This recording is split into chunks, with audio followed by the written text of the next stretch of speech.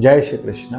गीता का छठा अध्याय 22वां श्लोक, जहाँ भगवान परम लाभ की बात कर रहे हैं, परम शांति की बात कर रहे हैं। वो शांति, वो लाभ जिसके आगे एक ज्ञानी को, एक ब्रह्म ज्ञानी को, इस परमात्मा को जानने वाले को, इस परमात्मा के साथ जुड़ जाने वाले को, वो सब कुछ एक जैसा लगता है, या फिर ये कहें कि उस लाभ से अधिक कोई लाभ लगता ही नहीं।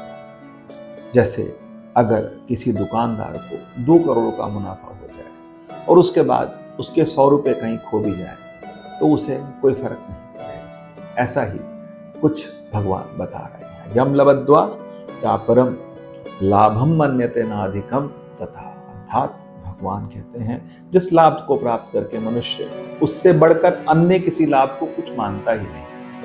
उसको लगता है कि अब कुछ लाभ हुआ कि नहीं हुआ, जीवन में कुछ मिला या नहीं मिला, पर जो पाने के लिए मैं संसार में आया, जिससे मिलने के लिए, जिससे प्राप्त करने के लिए, जिस साधन को प्राप्त करने के लिए मैं इस संसार में आया था, वो मुझे प्राप्त हो गया। और जिस अवस्था में स्थित होकर के वह मनुष्य बड़े से बड़े दुखों से भी विचलित नहीं होता, ऐसी अवस्था को ब्रह्म ज्ञानी की ज्ञान की अवस्था कही जाती है। भगवान यही कहना चाह रहे हैं, यही समझाना चाह रहे हैं कि ऐसे मनुष्य को संसार के किसी भी सुख की लालसा नहीं रहती, वह किसी भी दुख से विचलित नहीं होता। ऐसा मनुष्य वो ब्रह्म ज्ञानी कहलाता है, वो परम शांति को प्राप्त कर जाता है, उसे आत्म साक्षात्कार हो जाता है, उसे जीवन का सत्य समझ आ जाता है। इसको हम ऐसा भी समझ सकते हैं जैसे कि यदि एक व्यापारी को सपने में लाखों रुपए का नुकसान हुआ, लेकिन